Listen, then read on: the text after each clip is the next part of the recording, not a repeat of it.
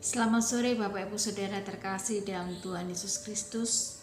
Pada kesempatan sore hari ini kita kembali bersama-sama berjumpa di dalam persekutuan doa Kamis. Pada kesempatan persekutuan doa Kamis pada sore hari ini kita bersama-sama akan merenungkan satu tema, masa depan dalam jemaat Tuhan. Mari sebelum kita masuk dalam renungan firman Tuhan pada kesempatan sore hari ini, kita merendahkan diri kita di hadapan Tuhan. Kita bersatu hati di dalam doa. Bapa di dalam kerajaan surga, kami sungguh bersyukur Tuhan sampai dengan hari ini Tuhan tetap memberikan kami kekuatan, kesehatan untuk kami tetap terus beraktivitas sampai dengan hari ini. Kerinduan kami semua adalah kami di dalam kondisi yang sehat, memiliki masa depan yang lebih baik di waktu yang akan datang. Tolong kami ya Tuhan, supaya pada kesempatan sore hari ini kembali kami dikuatkan melalui perenungan firman Tuhan pada kesempatan sore hari ini. Kami menyerahkan perenungan firman Tuhan pada kesempatan sore hari ini di dalam nama Tuhan Yesus Kristus kami sudah berdoa. Amin. Kita bersama-sama akan merenungkan satu tema, masa depan dalam jemaat. Dan teks firman Tuhan yang akan kita baca dan kita renungkan bersama-sama terambil dari surat 1 Petrus 4 ayat yang ke-7 sampai dengan yang ke-11.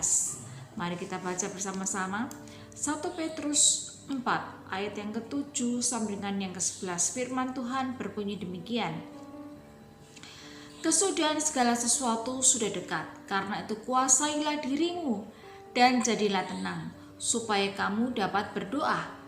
Tetapi yang terutama, kasihilah sungguh-sungguh seorang akan yang lain, sebab kasih menutupi banyak sekali dosa. Berilah tumpangan seorang akan yang lain dengan tidak bersungut-sungut.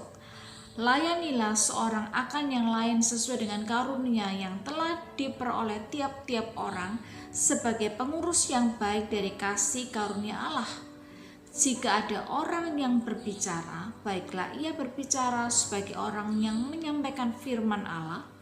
Jika ada orang yang melayani, baiklah ia melakukannya dengan kekuatan yang dianugerahkan Allah, supaya Allah dimuliakan dalam segala sesuatu, karena Yesus Kristus ialah yang mempunyai kemuliaan dan kuasa sampai selama-lamanya. Amin. Saudara terkasih dalam Tuhan Yesus Kristus, masa depan dikatakan adalah waktu yang terjadi setelah masa sekarang. Dan masa depan adalah sesuatu yang tidak dapat kita hindarkan, karena pasti akan muncul setelah masa yang terjadi hari ini. Dan kita tentu mengharapkan akan adanya hal yang baru, hal yang lebih baik di masa yang akan datang, di masa depan. Harapan kita semua adalah masa depan kita jauh lebih baik. Sebagai orang tua tentu kita mengharapkan bahwa anak-anak kita memiliki masa depan yang jauh lebih baik, dan harapan setiap orang bahwa mereka akan memiliki kehidupan yang lebih baik di masa yang akan datang. Kita tidak dapat mengubah masa depan tanpa mengubah keadaan kita, kebiasaan kita hari ini. Kebiasaan yang lebih baik hari ini tentu diharapkan akan mengubah masa depan yang jauh lebih baik. Saudara terkasih dalam Tuhan Yesus Kristus, di dalam suratnya ini Rasul Paulus mengingatkan jemaat Tuhan tentang kesudahan segala sesuatu yang sudah dekat, dan dikatakan bahwa Kristus itu sudah siap untuk menghakimi semua orang, baik yang hidup pada hari ini maupun mereka yang sudah mati. Itu artinya adalah berakhirnya segala kehidupan manusia di dunia ini. Rasul Petrus berpesan agar jemaat Tuhan yang notabene adalah perantau dan pendatang, sebagaimana diawali pada suratnya, yaitu pada 1 Petrus 1 ayat yang pertama, Supaya apa? Para pendatang ini mereka memiliki satu kehidupan yang jauh lebih baik, yang sesuai dengan kehendak Tuhan, bukan hidup dengan cara menuruti keinginan hawa nafsu, ataupun mereka hidup di dalam pesta pora dan kemabukan. Rasul Petrus berpesan supaya jemaat Tuhan itu berpisah, meninggalkan kehidupan masa lalunya, agar di masa yang akan datang, di masa depan, kehidupan mereka jauh lebih baik, yaitu satu kehidupan yang sesuai dengan kehendak Tuhan. Muncul pertanyaan di dalam diri kita, bagaimana agar jemaat Tuhan di masa depan itu memiliki karakter, memiliki kehidupan yang sesuai dengan kehendak Tuhan. Hal yang pertama yang perlu kita pikirkan adalah sesuatu yang berkenaan dengan diri kita sendiri, yaitu pentingnya bagi kita untuk menguasai diri. Di dalam ayat 7b dikatakan, kuasailah dirimu dan jadilah tenang supaya kamu dapat berdoa. Nah, di dalam ayat ini kata menguasai diri, kuasailah dirimu, berasal dari kata soproneo yang artinya merujuk kepada pemikiran yang tenang, yang masuk akal, pemikiran yang sehat, atau berpikir secara bijaksana. Kata yang kedua yang perlu kita perhatikan adalah jadilah tenang, yang berasal dari kata nevo. Nah, kata ini secara kiasan digunakan untuk merujuk kepada pemikiran yang rasional, terkendali, masuk akal, dan ada kemungkinan di dalam kaitan pengendalian diri. Nah, di dalam ayat ini Rasul Petrus mengingatkan agar jemaat Tuhan memiliki pemikiran yang bijaksana, sehingga mereka dapat menguasai diri mereka dan menjadi tenang. Nah, di dalam keadaan yang demikianlah mereka dapat berdoa. Dengan berdoa, diharapkan kita tetap dapat waspada dan tetap menjaga kehidupan kerohanian kita. Dengan berdoa, kita menyediakan banyak waktu untuk memiliki satu hubungan dengan Tuhan. Dan doa dikatakan juga mengubah banyak hal. Bahkan di hari-hari tergelap sekalipun, doa itu membawa harapan dan penghiburan. Karena kita tahu bahwa Tuhan itu mendengar doa kita. Kita membutuhkan kekuatan doa di dalam menghadapi situasi dan tekanan yang sulit yang tidak menentu. Terlebih saat ini, ketika kita semua diperhadapkan pada satu kesulitan yang sama, menghadapi pandemi COVID-19, yang kita tidak tahu kapan akan berakhir, yang dihadapi oleh hampir semua orang di dunia. Menghadapi hal yang demikian, tentu ada rasa takut, khawatir. Tetapi apakah kita terus-menerus akan didera perasaan demikian? Bagaimana kita menghadapinya? Apakah kita akan khawatir sehingga kita tidak melakukan apapun? Tentu tidak. Namun yang perlu kita lakukan adalah kita tetap tenang, waspada, tetap berdoa di tengah satu situasi yang sulit, tidak menentu ini, dan tetap terus berharap kepada Tuhan. Saudara terkasih dalam Tuhan Yesus Kristus, hal yang kedua yang perlu kita perhatikan adalah berkenaan dengan relasi kita dengan orang lain. Di dalam ayat 8 dan 9. Tetapi yang terutama, kasihlah sungguh-sungguh seorang akan yang lain, sebab kasih menutupi banyak sekali dosa. Berilah tumpangan seorang akan yang lain dengan tidak bersungut-sungut. Kata mengasihi dengan sungguh-sungguh, mengasihilah sungguh-sungguh seorang akan yang lain. Ini adalah satu perintah yang ditujukan kepada orang percaya, supaya mereka mengasihi orang percaya yang lain dengan sungguh-sungguh, dengan terus-menerus. Dan perintah ini secara khusus ditujukan di dalam kehidupan mereka sebagai jemaat Tuhan. Jemaat Tuhan diperintahkan untuk hidup saling mengasihi dengan sungguh-sungguh, karena kasih itu dikatakan menutupi banyak dosa.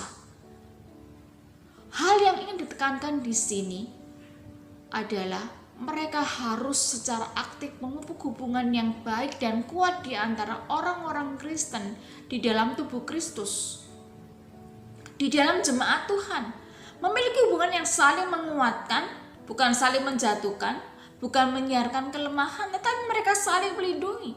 Nah, jika jemaat Tuhan itu hidup di dalam kasih dan pengampunan, maka diharapkan ikatan di dalam jemaat itu akan semakin kuat. Mengapa hubungan yang saling mengasihi itu dibutuhkan di dalam situasi hari-hari ini. Nah, salah satu alasan adalah ketika orang percaya menghadapi tekanan untuk menyesuaikan diri dengan nilai-nilai dunia, maka jemaat Tuhan itu harus menjaga satu sama lain supaya mereka tetap dapat bertahan. Menjalani kehidupan Kristen tanpa persekutuan dengan orang percaya yang sepikiran itu akan sulit. Kalau kita mencoba menjalani kehidupan Kristen kita sendiri, kita tentu akan mengalami kesulitan. Karena apa? Kita pasti akan mengalami tekanan dalam pekerjaan kita, tekanan dari orang-orang non-Kristen. Nah, tanpa dukungan orang Kristen yang lain, yang tentu akan menyemangati kita mungkin akan loyo. Karena itu kita perlu dukungan satu sama lain. Untuk apa? Untuk kita boleh berjuang melawan dosa, untuk kita boleh berjuang melawan tren dunia saat ini, dan bahkan melawan iblis. Dan iblis itu akan terus berupaya untuk menjatuhkan orang percaya dan merusak persekutuan mereka.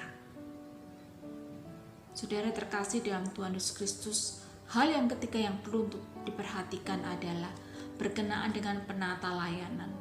Di dalam ayat 10 dan 11 dikatakan, sebagaimana setiap orang telah menerima anugerah, demikian juga melayani satu sama lain sebagai penata layan yang baik dari bermacam-macam kasih karunia Allah. Rasul Petrus menghimbau agar jemaat Tuhan menjadi penata layan yang baik, terlibat di dalam pelayanan dengan menggunakan karunia-karunia Allah. Kita yakin bahwa jemaat Tuhan itu diberikan Tuhan karunia, dan mereka harus menggunakan, memanfaatkan karunia tersebut dengan optimal. Tuhan mengkaruniakan karunia-Nya bukan hanya kepada 1-2 orang jemaat Tuhan, tetapi kepada semua jemaat Tuhan, yang mana Tuhan memberikan karunia itu berbeda antara satu jemaat dengan jemaat yang lain. Nah, di dalam bagian teks firman Tuhan ini secara garis besar, pelayanan itu dapat dibagi dengan 2 bagian besar, yaitu di dalam kaitan berbicara dan melayani. Saudara, kalau kita berbicara tentang pelayanan, baik itu berbicara maupun melayani, kita meyakini bahwa itu semua Tuhan berikan. Jika ada orang yang berbicara, dikatakan biarkan dia berbicara sesuai dengan kehendak Tuhan. Jika ada orang yang melayani, biarkan dia melayaninya sesuai dengan kemampuan yang Tuhan berikan. Tuhan yang menganugerahkan kemampuan di dalam diri setiap jemaat Tuhan, supaya mereka memiliki kemampuan di dalam melayani Dia. Tuhanlah yang membuat orang itu pandai berbicara, orang lain itu pandai melayani. Orang diberikan Tuhan kemampuan untuk melayani, dan dengan kemampuannya itu diharapkan dia bisa melayani jemaat yang lain tanpa dia merasa terbebani.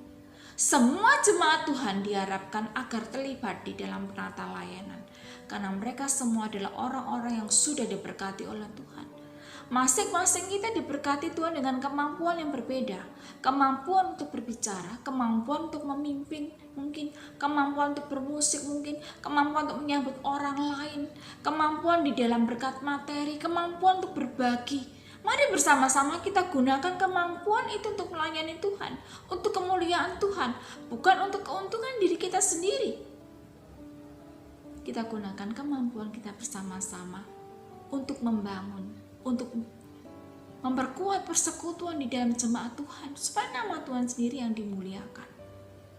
Saudara terkasih dalam Tuhan Yesus Kristus, untuk membangun masa depan jemaat Tuhan yang jauh lebih baik, mari kita mulai dari diri kita sendiri, dengan berpikir secara bijaksana dan menguasai diri kita, memiliki relasi yang erat dan saling menguatkan di antara jemaat Tuhan, dan melibatkan diri dalam penata layanan sesuai dengan karunia yang Tuhan berikan kepada kita masing-masing.